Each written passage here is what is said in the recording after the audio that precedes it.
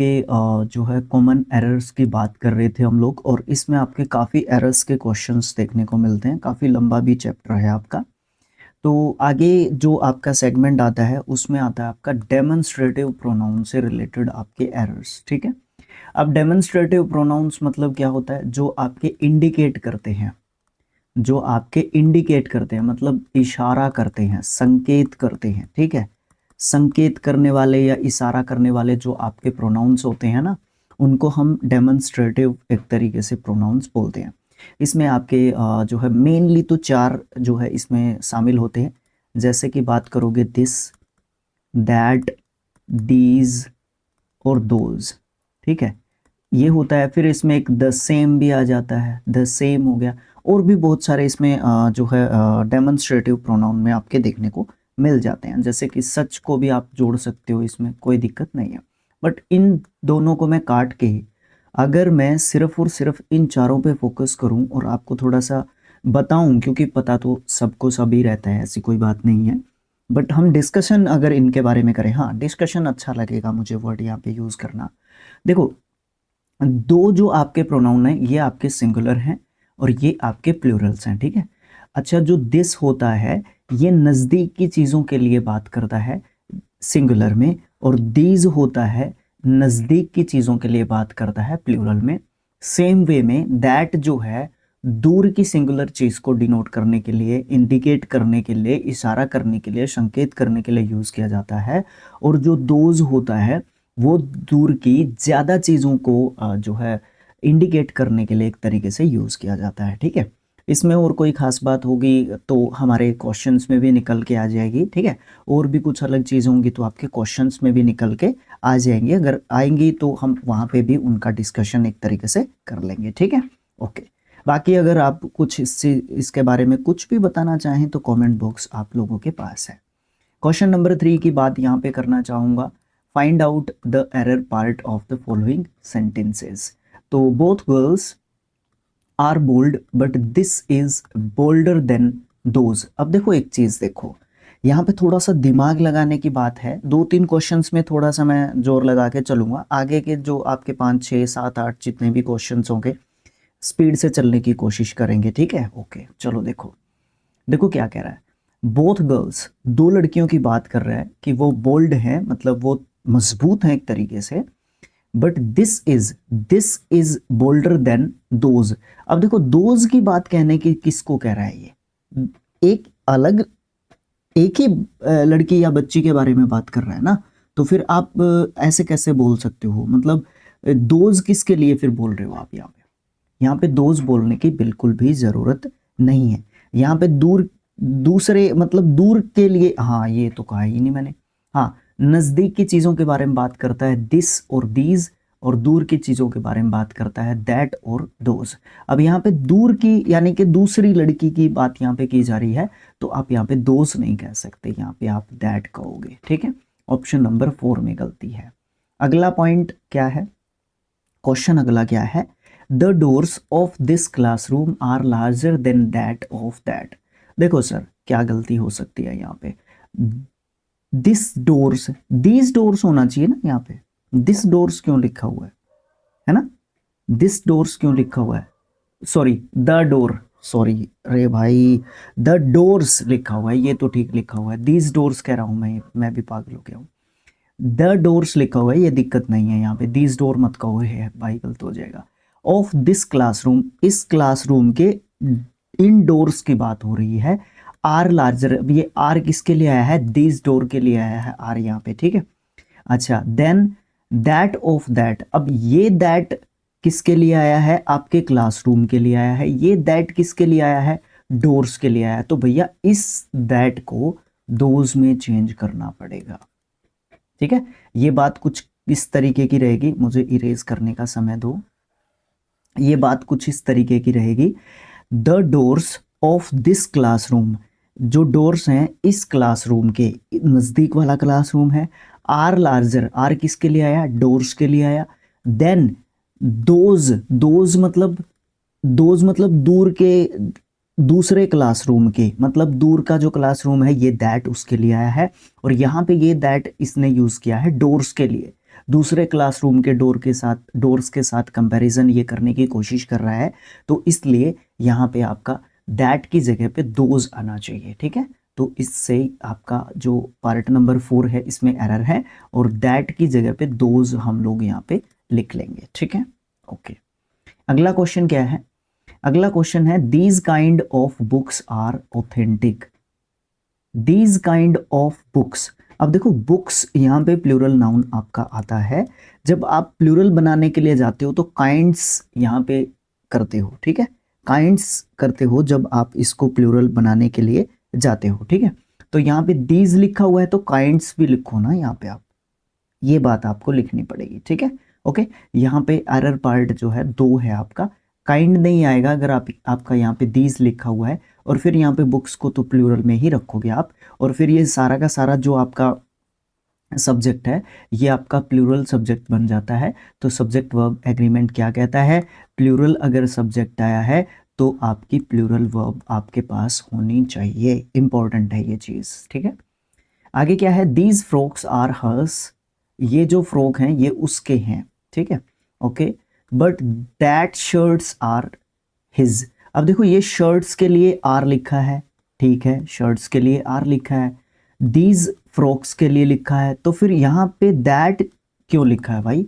ये that shirts क्यों कह रहे हो आप? दीज शर्ट्स कहोगे, सॉरी दोज शर्ट्स कहोगे ना आप।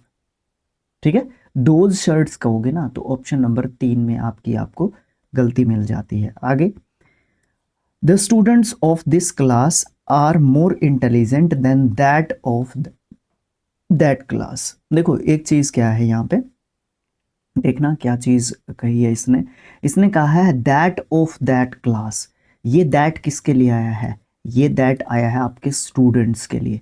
तो आप स्टूडेंट्स के लिए दैट यूज नहीं कर सकते, आपको दोज यूज करना पड़ेगा। बात कुछ इस तरीके की रहेगी। किस तरीके की रहेगी? देखो किस तरीके की रहेगी। देखो, the students of this class, इस क्लास के जो स्टूडेंट्स हैं आर मोर इंटेलिजेंट, ज़्यादा इंटेलिजेंट है देन किससे? दोज ऑफ दैट क्लास, जो दूसरी क्लास है ना उन स्टूडेंट्स से। ये दोज किसको डिनोट कर रहा है? स्टूडेंट्स को डिनोट कर रहा है, जो दूसरी क्लास के स्टूडेंट्स हैं। ठीक है, okay. This that these those, इसलिए मैंने आपको 4 का ही इंट्रोडक्शन अच्छे तरीके से दिया था कि मैं अपनी बात को जब क्लियर करने की कोशिश करूं तो आप जो है डिनोट कर पाएँ, डिकोड कर पाएँ कि चीज़ें किस तरीके से मतलब चल रही हैं एक तरीके से, ये जो है आप भूल सकते हो। आगे क्या है? द रोड्स ऑफ कंकरबाग, अच्छा जगह का नाम है, of Kankarbagh are wider than Rajendra Nagar. The roads of Kankarbagh, इसी तरीके का मतलब ऊपर क्वेश्चन था आपका। The roads of Kankarbagh are wider, जो रोड हैं कंकरबाग के वो वाइडर हैं देन किससे? ये तो बात ही नहीं कही किससे, तो मैं इसमें कहाँ पे लगाऊं? मतलब ऑप्शन नंबर 4 में लगा देता हूँ। यहाँ पे हम लोग क्या लिख देते हैं? दिस लिखोगे, दोज लिखोगे, दीज लिखोगे, दैट लिखोगे या दिस लिखोगे। अब देखो यहाँ पे इसने किस चीज़ की बात कर ली, हाइलाइटर के द्वारा देखते हैं। These the roads of Kankarbagh are wider.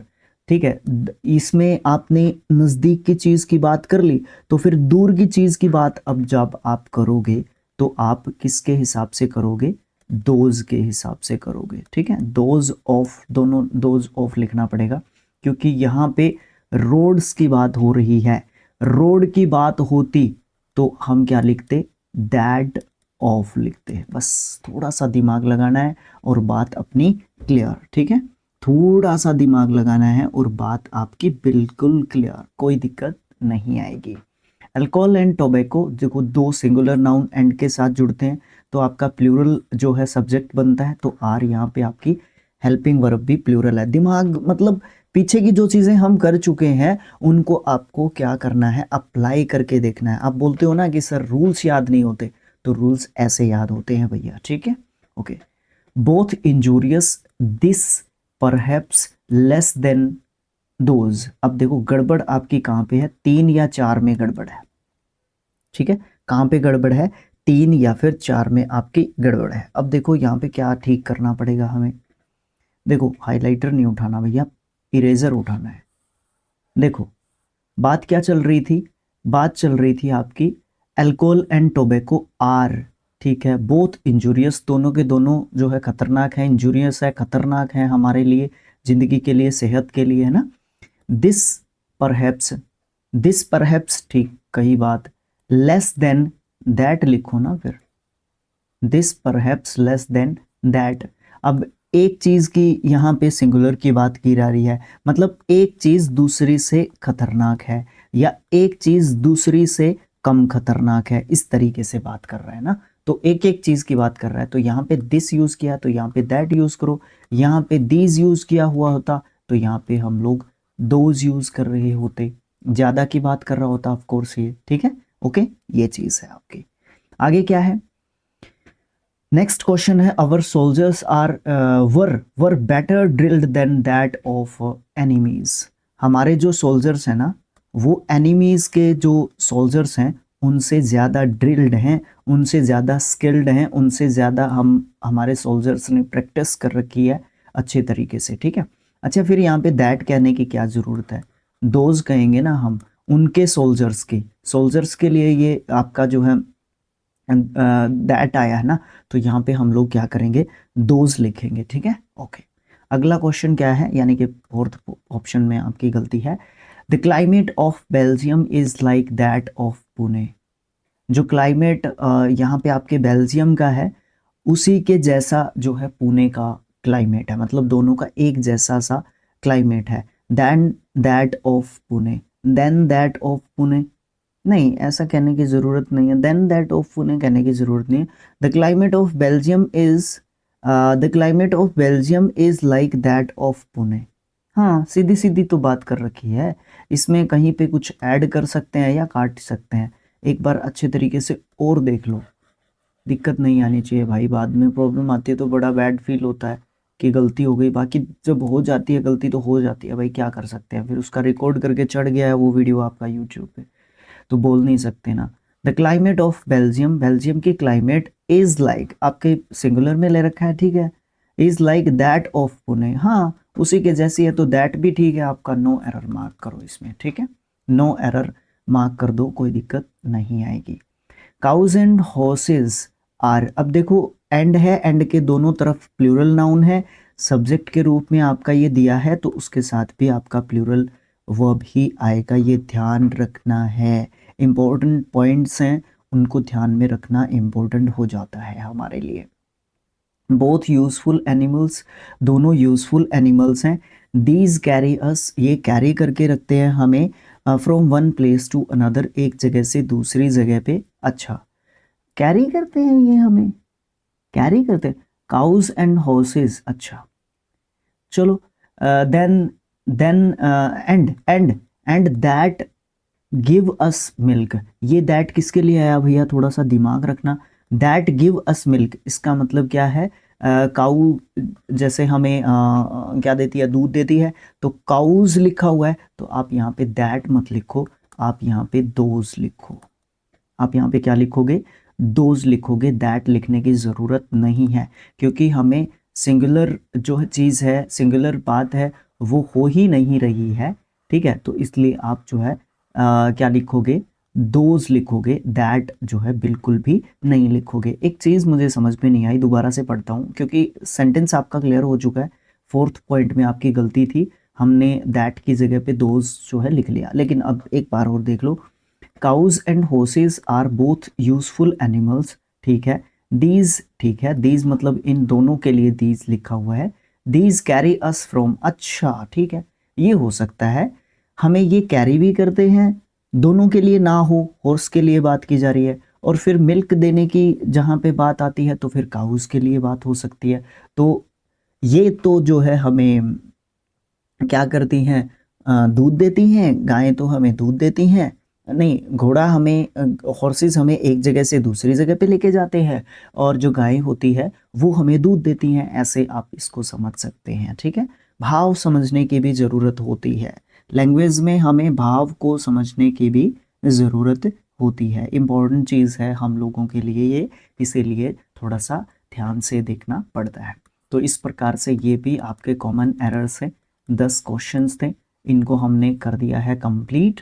Then आपका नेक्स्ट क्वेश्चन आएगा, क्वेश्चन नंबर 3। ओके, इस वीडियो को आप लोग लाइक कर सकते हो, आप लोग चैनल को सब्सक्राइब भी कर सकते हो, ठीक है, और शेयर कर दोगे तो भाई बहुत अच्छा लगेगा। और मुझे हर्ष हो रहा है आपको बताते हुए, आपके 3D पे, ठीक है, यूट्यूब पे, आपके यूट्यूब के 3D जो चैनल है आपका, वहाँ पे आपके 1K फर्स्ट 1K सब्सक्राइबर्स आपने कंप्लीट कर लिए हैं। बहुत बहुत बधाई हो आपको भैया, ठीक है, सबको सबको बधाई हो हम सबको, क्योंकि अगर आप नहीं है ना तो हमारा क्या वैल्यू है, ठीक है। अगर आप लोग वीडियोस को लाइक नहीं करोगे, चैनल को सब्सक्राइब नहीं करोगे, अब एक एक सब्सक्राइबर मिलके आया तभी तो वो 1000 हुए, आगे एक 10,000 भी होने हैं, आगे 1 लाख भी होने हैं, तो फिर वो सब मिलके जब काम करेंगे तभी तो होंगे ना। तो ऐसे ही होती हैं चीज़ें। ओके, तो मिलेंगे नेक्स्ट जो आपका पार्ट होगा उसमें, ठीक है। Okay, bye bye, thank you so much. Again आपका थैंक यू करना चाहूँगा कि आपने 1000 तक जो है लेके चल पड़े हैं हम लोग अपने कारवां को, ठीक है। Okay, thank you.